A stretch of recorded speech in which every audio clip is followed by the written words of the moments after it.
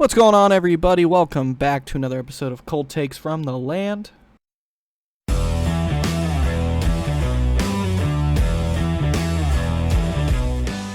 Cold Takes from the Land, where you get the coldest takes from the hottest Cleveland sports fans. We're fucking piping hot today, buddy. Woo! Yeah, baby! Big Brownies win this Sunday, boys. Big. And Cavs win, for that matter. We had a twofer on this nice Cleveland Sunday. Yeah. Yeah. Yeah, the Cleveland Browns, they took care of business, 27-0. Whooped the Cardinals. Whooped them. Good teams beat the teams they're supposed to beat, so games like this are trap games, and thankfully we came out and played aggressive like we needed to. And we didn't just beat them, we straddled them. We absolutely boned them. 58 yards of total offense the Browns gave up this week, which is hard to believe. At the end of the game, when they said that stat, I almost shat a brick. Yep, they only gave up 17 yards through the air, 41 on the ground, which is insane. Defense definitely had a bounce-back game and took advantage of the lesser team to kind of, get some things back going again, and that was definitely nice to see. Yeah, Jim Schwartz was on their ass all week. You could tell just the way, the aggressiveness they played with this game. They weren't allowing anything. Dalvin Tomlinson, our boy, had a massive game. So you could tell he was on their ass all week in practice to have a bounce-back week. Oh, yes. And we did not turn the ball over, buddy. Not a single time, buddy. Not a turnover battle, 3-0. Not a singly little turnover. That's a beautiful thing. Yes. Miles difference between Deshaun Watson and these other two scrubs, even if he's not fully 100% yet. Yes, and we'll get into him here very shortly. As I say, we shall get into our 3 positives and 3 negatives, though I feel like the negatives portion will be a little tougher today, hopefully. But with that, I'll swing it over to you. What's your first positive, buddy? First positive is that defense, man. I mean, you can't say enough about them. 58 total yards given up. Like you said, 41 on the ground, only gave up 14 through the air. That's absolutely ridiculous. I mean, Watson came out, had a decent game as well, but my first positive is going to be the defense. Our front 7 really in particular, were absolutely outstanding. Miles had another sack. Our boy Tomlinson had 2.5 sacks, which was huge. Zadarius even got on the board with the sack late in the game. But front 4 was just ridiculous all day. Obo almost had a couple sacks. He was getting in there a couple times as well. Last week, Maurice Hurts kind of stepped up at the DT position. Outside of Tomlinson, our boy Shelby Harris had a very big week again this week. So yeah, he played really well. He had that. Yeah, I was going to say he had that forced fumble there where he knocked the ball out of the quarterback's hand. He had a sack himself. So the front 4 was absolutely outstanding. So I'm just going to say the defense as a whole is my first positive. Yeah, I can't agree anymore. I'd say the defense did well. Clayton Tune was held to 17 yards through the air, 2 interceptions, a QBR of 1.6, which is absurd, quite insane. Held the rush. Played a Tune all right, and that Tune happened to be ass. Yeah, he was terrible all fucking day. Yeah, he got DTR'd out there. Even worse, buddy. Even worse. But yeah, his DTR had 120 yards. Yeah, completely bottled him up. Let's say 3 total turnovers on his part with the 2 interceptions and the strip sack. So it was a nice day. And with that, I will bring in my first positive, and mine is Deshaun Big Dick Watson. Came in. Yeah, buddy. Was he perfect? Absolutely not. Did he look rusty? Definitely in some moments. But goddamn it, he came out, made the plays he needed to, even took a couple hits, shook him off, made some nice plays, made a gorgeous throw to Amari Cooper towards the end of the game. He had 3 outstanding. I mean, that one throw in particular. That was his best throw. Quite honestly, by that far. was the best throw I think I've seen in my time as a Cleveland Browns fan. That harkens me back to the days of watching footage of Bernie Kosar playing. That's by far the best throw I've seen a Cleveland Browns QB make since I've been watching the team. Baker had some nice ones, but you can tell Deshaun Watson is just a different level of skill. Even the announcers, Kirk Herbstreit, I believe, was one of the announcers on this game, and when that happened, the other guy was calling the play live as it happened, and Herbstreit was just like, "Oh my!" He literally was audibly "Oh my, what a throw!" Yeah, he threw that thing on a rope. And it's just nice to see. He came in, was 19 for 30, 219 yards, 2 touchdowns. Had the one wild touchdown where he had Amari open on a slant, and then it got tipped, and still managed to get to Amari, and he caught it off of the deflection. It was almost like the Bizarro version of the interception from last week. Yeah, what a wild play. And those, I've never seen that happen either. Like, at least for us, I've seen it happen against us, but I've never seen something like that happen in our favor. Yeah, it was pretty sweet. But, I don't have a whole lot left to say about Deshaun. It was just nice to see him back. He looked healthy, he looked confident, and he played well. I don't think he was quite as good as the Tennessee game, because you could definitely tell he was rusty in some spots, had a few throws kind of fall short, a little off. But definitely by the end of the game, he looked like he was getting his stride, and that's big to see going against a Baltimore team next week that just decimated the Seahawks. So we're going to need him at his A game. Yeah, my number 2 is the exact same thing. I had QB play. Watson didn't play perfect, but 220 yards, 2 touchdowns, no interceptions, having no turnovers. He didn't have any fumbles. He didn't have any interceptions, obviously, that he's thrown. So 0 turnovers whatsoever is pretty impressive coming off the last 3 games we had with PJ starting. So I'll take that for sure. any day of the week. 100%. Can't agree more. And as I'd say, I know we kind of harpened on the same thing there, so I'll just rotate into my second point here. And I'm not going to go the whole defense because I kind of figured you were going to do that. I'm going to single out the front 4, which you kind of singled out anyway, but you know what? We're going to go with it. The front 4 was awesome. That was one of the things I said front 7, front 4, kind of both. I really wanted to step up this week, and they did. Myles Garrett had a sack and a tackle for loss. Darius Smith had a sack and 2 tackles for loss. Shelby Harris had a sack and 2 tackles for loss. Delp even had half a sack and a tackle for loss, and he's not even in the front 4. Jordan Elliott had a sack and a tackle for loss. It was just great. We were getting after the quarterback, but my MVP of the defense today, Dalvin Tomlinson, out there had 4 total tackles, 2.5 sacks, 2 tackles for loss. For a nose tackle is ridiculous because that's a big boy out there. Normally those big guys are meant to fill up gaps, rush the passer here and there. That's why you see a lot of guys like that, maybe for the year have like 4 to 6 sacks. The really top of the line ones sometimes will inch close to 10. But for him to get 2.5 in one game, and he was constantly, making pressure. He also had 3 QB hits as well. So he was awesome. He was one of our best signings by far. And I was just really happy with the front 4. Everyone got pressures. Zadarius, I think, had his best game as a Brown. And I'm not even referring to the fact that he got a sack. I mean, his sack was way late in the game. He was causing some duress, had 2 QB hits, 2 tackles for loss. And he even had a couple plays early on where I felt like he could have maybe got a sack or another QB hit. But like early on, which I'm kind of noticing this might be why he doesn't have a ton of sacks. He kind of takes bad angles sometimes on the quarterback. Like he'll kind of take too sharp of an angle and the quarterback's able to move around him. Could also be the fact, he's in his early 30s, I'm pretty sure, so he might be losing a little bit of that twitch. But either way, he played really well. So it was just really nice to see that front 4. He was in the backfield constantly, which was nice to see, especially in the second half. So that was awesome. Yeah, With Tomlinson too.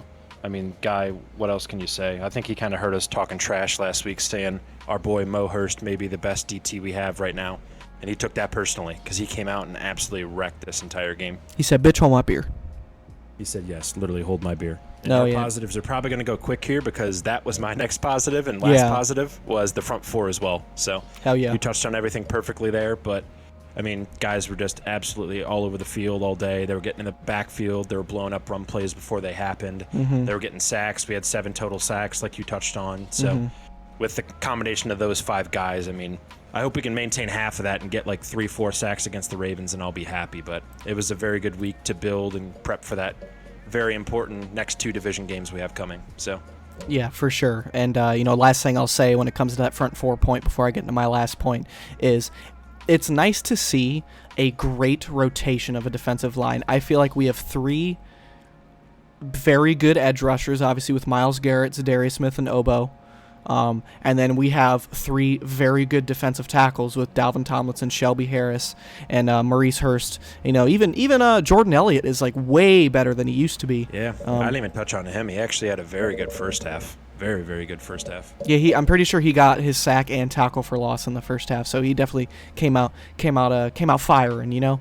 But yeah, it's nice to have that depth because we have not had that in our time as Browns fans. Yeah, so this is a versatility. It's pretty impressive. Yeah, this is a far cry from having fucking Malik Jackson and Malik McDowell as our best defensive tackles. But McDowell running naked through the streets or whatever he's doing these days. Jesus Christ, yeah, that guy. You got to feel for him. But you know what? Yeah. I like what we have now, and with that, I will move into my last point. And my last point isn't anything specific. I actually wrote a note in my phone that just said, "Took care of business where you needed to," and again, this is the difference between this version of the Browns led by Kevin Stefanski versus about damn near any other version in the last 20 years. And you go into a game, you're heavily favored against a team that you should beat. You're playing a rookie quarterback who wasn't highly drafted, and you went and beat the shit out of him like you should. And it was just nice to see. I was able to watch the game, not really stress much outside of like maybe the first half of the first quarter. Yeah, God. After the last 3 weeks we had, this was a nice change of pace for us. Yeah, I was able. I played a couple games of pool while I was watching the game. I was having a good time. It was nice it's like having watching some a beers. baseball game. You just kind of kick back, relax, and having a couple brewskis, and you didn't have to stress out about the game. Yeah, it was awesome, and I feel like that's the. I mean, it's the first time we've been able to have that. You know, obviously since the Tennessee game, but even the Tennessee game, I didn't feel as laxed as I did today. So it was just nice to see us take care of business and really get the job done. Like a great team should. Great teams beat up on mid teams or bad teams when they should. And these are the wins that you have to get. Now we're 5-3, 4-1 at home, and we're going into 2 tough division games. And in my opinion, you at least got to split them. Yeah, very well put. Good teams beat bad teams, and this is a game we had to come out and make a statement. We did. Absolutely. So, couldn't ask for anything more than they delivered today. Yes, for sure. And, even though we're very happy, got to point out some negatives, got to nitpick a little bit, and I'll open up with this one. My first negative is the offensive line. I thought they were underwhelming, especially against a Cardinals team. team. All the same points today because I had that as well. Fuck it, we're just doing it. We'll just play off each other. This is good. This is good shit. Wavelength. But offensive line was underwhelming. It was also getting really banged up. Both our tackles got hurt in this game. Jedrick Wills, I'm kind of thinking might be out for at least a while, if not the year, because he got rolled up on pretty bad. So he was taken off in a cart too, couldn't leave under his own power. So I'm thinking he's going to miss at least the rest, if not the rest of the season, at least the next few weeks. Yeah. So I mean, and when he was on the field, he wasn't great, but I'm not going to beat up on an injured guy. So James Hudson's really going to have to step up. And DeJuan Jones was banged up too. I think he'll be fine. But even when he was in there, he was kind of struggling. We were giving up a bit of pressure up the middle too. Watson had to run around a bit and make some plays for himself, and that just can't happen against teams like Baltimore and Pittsburgh, and you got to clean that up. From like 2020, 2021, we had like the best offensive line in football, and then it was a little shaky the last couple years, but still pretty good. But this year I'm seeing a lot of inconsistencies, and I think that's just because new faces are starting to roll in, especially with Conklin going down. So we're already down to our backup right tackle, a rookie who, even though I really like DeJuan, I think he's playing well, he's going to make mistakes. And then now Jedrick, who's already been kind of struggling here and there, now he's hurt. James Hudson's going to have to come in and play, and he's going to definitely have to step up. But yeah, that's pretty much all I have about the line. Just definitely disappointing. This is a game where you thought they would have looked really good. Yeah, the tackles are getting beat pretty bad all day. When Wills went down and Hudson came in as well. Hudson didn't look super great, so I think we went out and signed backup last week before the deadline, but we'll have to see what kind of depth we have moving forward there. I listened to a little bit of the radio after the game happened, and on 92.3 The Fan, they were kind of talking about maybe, depending on the health of DeJuan Jones moving forward, assuming Wills is going to miss games, maybe slide Bitonio out to that left tackle spot because he did play left tackle in college. So that could be an option moving. Yes. That is the most important position on the line, probably outside of the center. So that could be an option moving forward. But outside of like Pocic again, I mean, Bitonio is constantly great, but I think Pocic had a decent game today. But outside of that, other 3 spots were pretty bad all day. Yeah, and the last thing I'll touch on with the line, was that your first point, or did you have a separate thing you were gonna go off? That was my first point as well, was offensive line. So okay. I was just kind of riffing off what you had there. Cool. Yeah. So I'll finish that off by saying, and I don't want to be a hater, and I like Wyatt Teller, but my God, I've always felt like he's a bit overrated. It's been a bad year for him so far, man. Listen, I don't know if he's dinged up but it's been a tough season for him. He's high motor, he's real big and strong, and he's great with run blocking. I don't think he's ever really struggled run blocking. Like, he's had some average games, but he's usually been good. But he really struggles as a pass protector, man. I think when he goes against these quicker, longer, defensive linemen, he kind of has a hard time. He's great in the run blocking where he's pulling and he's got a head of steam under him, and he's like a dickhead of a blocker. He'll just fucking lay you out. But we signed him to a big contract, and in the back of my head, I'm like, I feel like that might bite us in the future. So keep on the lookout in the offseason of Teller, who could be a guy that gets traded, just because He just in is, this team, I mean, their front four is not even great. So, like, the fact that he was struggling against the Cardinals front four, like, it makes me worry about the next couple weeks against two divisional teams. well, we're going to find out, buddy. Yeah, we're going to find out quick. So, look out for those two videos because those always seem to do well, the divisional rival game. Right, but I'll let you swing to your next point so it looks like that I'm not stealing all yours. Oh, you're good, man. So, my second point, or second negative, I should say, was Jerome Ford once again and the receivers outside of Amari Cooper. I don't know if you saw the stat line, but outside of Amari Cooper, the next closest receiver had 14 total yards, Yep, and that was that Elijah went for Moore. everybody. So, yep, Elijah Moore had 14 yards. So, outside of Cooper, man, we're really still looking for that second option at wide receiver and what we can do with that. Yeah. Obviously, Goodwin went down pretty early on. I think second quarter it was. He had a long, deep ball that Watson lobbed up to him, and he got absolutely cracked. I'm thinking it was probably a concussion because he walked off on his own power, thankfully, but Yeah, took it him a minute sucks. to get off the field. Yeah, because Yeah, I know. it kind of looked like they had some plays designed for him because he was in there a good bit early. Yeah, it just sucks to see that happen. Which that's always been a thing with his career. Obviously, concussions can be random, but he's always had some injury problems. So yeah, but I definitely agree with you. Receivers still haven't been the greatest. Elijah Moore. I mean, he caught both of his targets, but just not a. Stillman had one light catch in the fourth quarter. He had a screen pass where he gained about 5 yards. Other than that, they didn't really look his way too much. But Yeah, and halfway through yeah. the season, like the pecking order seems to be Cooper, Njoku, Elijah Moore, and then everybody else. I think it's kind of in that order, going top to bottom for Yeah. what we're looking for when we pass the ball. For sure, and I like to see Njoku, play well. But yeah, definitely want to see a receiver, take up a few more of those receptions. Me too. I mean, he didn't have any yards. He had 28 yards, I think, Njoku, but he had the one big touchdown catch Yes. where the linebackers both kind of weren't communicating well, and just Watson made a quick read, lobbed it right to him. So it was nice to see him get in the end zone there. Oh yeah, for sure. As far as the running game goes, buddy, our worst nightmare came true this week with Ford getting 20 Yeah. carries for 44 rushing yards. Yeah, He has this not is looked I'll good, actually man. bounce I off mean, you. I really like him in the receiving game. He had a couple good passes where the play broke down and Watson kicked it out to him a couple times in the first Yeah. quarter. Happened again in the third quarter, but running the ball, man, 20 carries for 44 yards. He can't get it going. He just doesn't. We didn't see any Pierre Strong again outside of like 4 or 5 plays. Hunt had a couple decent runs, but even him, he wasn't getting a ton going. He's always great in the red zone, obviously, but Jerome Ford, buddy, it's a problem, I think. Yeah, you know what? I'll bounce off you because my second or my first negative was actually, or I'm sorry, my second negative was the run game. And I was going to mention that as well. Ford was not. Now, I understand the offensive line did struggle today, so there was a couple runs that kind of just got stuffed, and, you weren't going to do a whole lot, but there was still, again, I completely agree with you. I really like Jerome Ford in the pass game. I kind of feel like, he should be featured in the pass game a good bit, followed by Hunt. But just as our every down back, he's not very good between the tackles. He's not the most explosive guy. I think he has good speed. He doesn't run north-south very well. One of our listeners actually commented on one of my Twitter posts. He's like, this guy just needs to get north and south. He seems to be running horizontally way too much left to right. Yeah, and we had absolutely barely any features of Pierre Strong.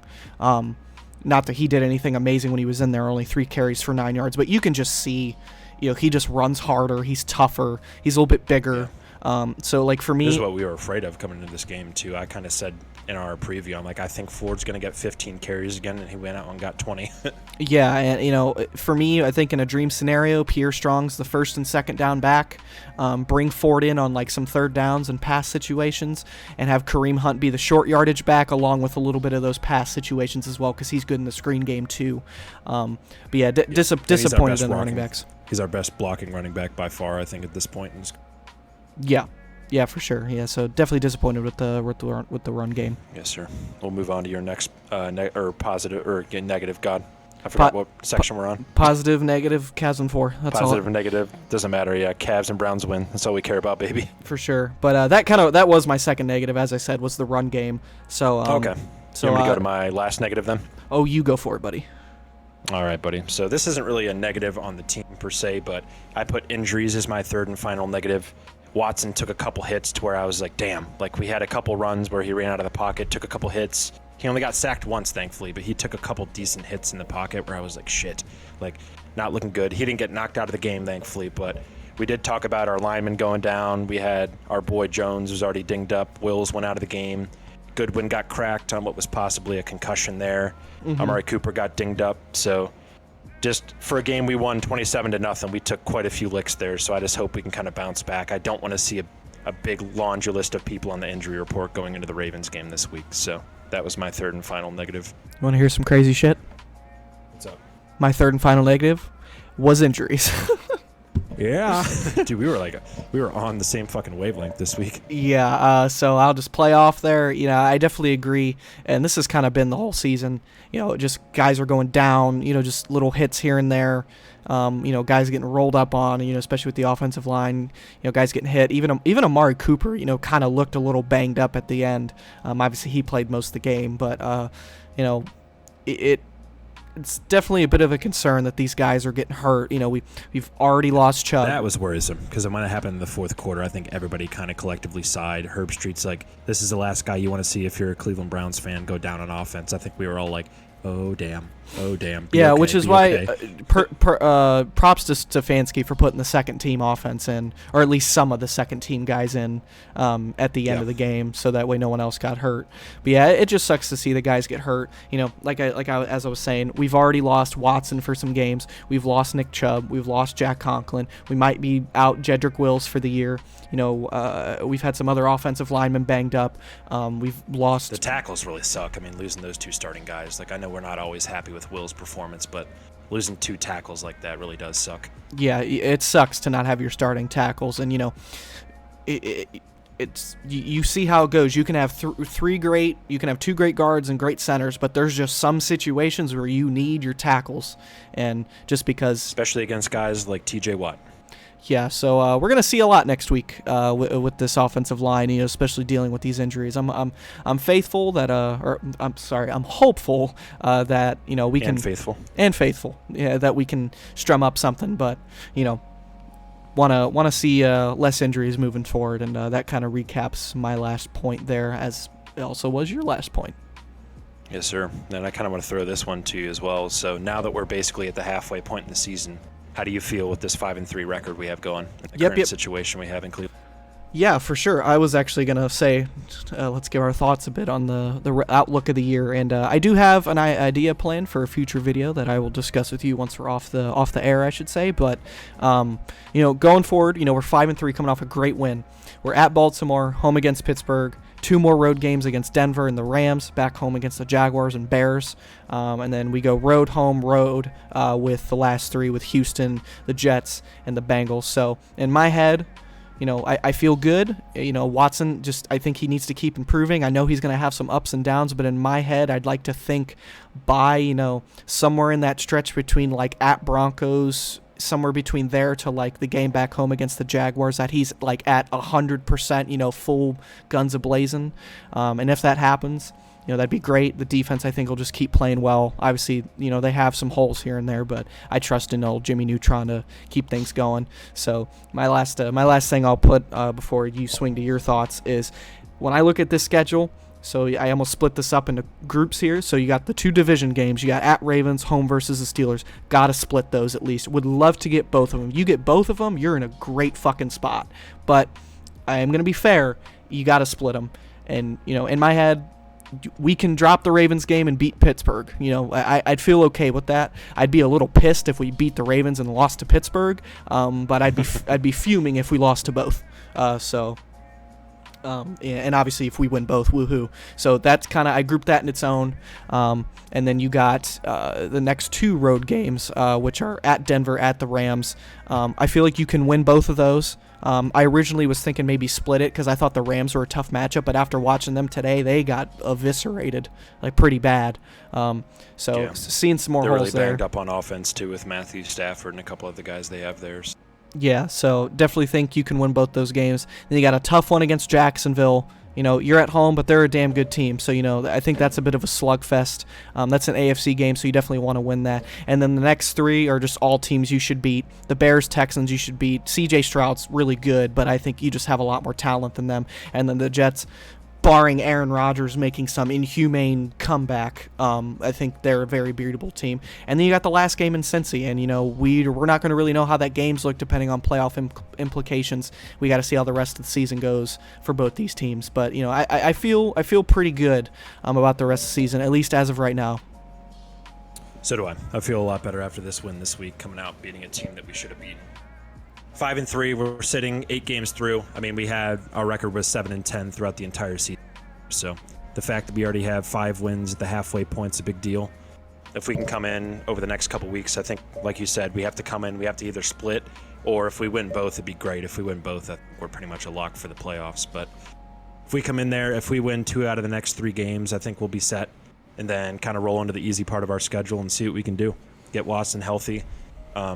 He was talking in his post-game presser. I think Mary Kay asked him something, and he's like, yeah, I'm still not 100%, but I'm kind of feeling my way through everything. Like, the pain's definitely a lot better, he said, than 2 weeks ago when he played the Colts, but he's still kind of getting the feel for the game and everything. And he said, thankfully, the power's back on his throws. So if he can maintain health and be healthy going forward, get these running backs back on track, defense needs to keep humming. I don't expect 0 points given up or 58 yards against the Ravens. But yeah, if we can come in there and at least limit them, we really have to get to Lamar Jackson, because that's the one guy we can never seem to bring down in the backfield.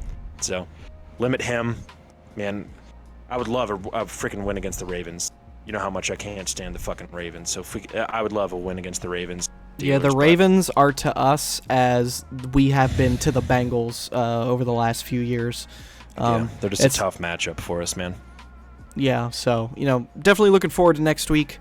I think it's going to be a tough game. I obviously, I'm not sure how I feel in terms of predictions or anything. Need a couple days to, ponder, and we'll cover that, and we'll figure it out as we go. I'll tell you what, I feel a lot better with number 4 back there than number 10 or fucking 17. Yeah, definitely. Yeah, so we'll see. I mean, it'll be at least more of an even fight, so we'll see how it shakes up. Definitely. But Baltimore's a tough place to play, and if we come out of next week 5-4, that's a fine, but we got to bounce back and beat the Steelers, because for whatever reason, the Steelers always play us tough too, even though offensively they're probably one of the bottom 3 teams in the entire league. I saw a stat actually this afternoon that through 8 games, C.J. Stroud has more passing touchdowns than Kenny Pickett through 21 games. So there's a stat to ponder on. Yeah, that's insane. But I feel good. We're gonna have some tough slug it out games, but I feel good at this point. As long as everyone stays healthy, barring any of that. But with that, do you have anything else you want to add before we get on out of here, buddy? I don't think so, man. Get that offensive line healthy. Jed Wills, hopefully he's not out for the season, but DeJuan Jones, hopefully he can come back here next week and be healthy, and because we're going to need him against the Ravens pass rush. Definitely, yeah.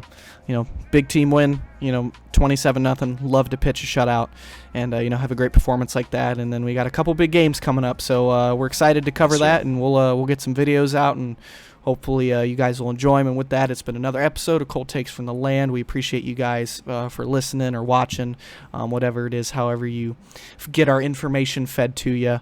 And we'll have our weekly Cavs video coming out here soon. Got a big one against Golden State tonight, so that's awesome. And then we'll have some more Browns content pumping out here. So once again, we appreciate you guys for listening. And it's been Cold Takes from the Land, and we will see you in the next one. Cold Takes from the Land.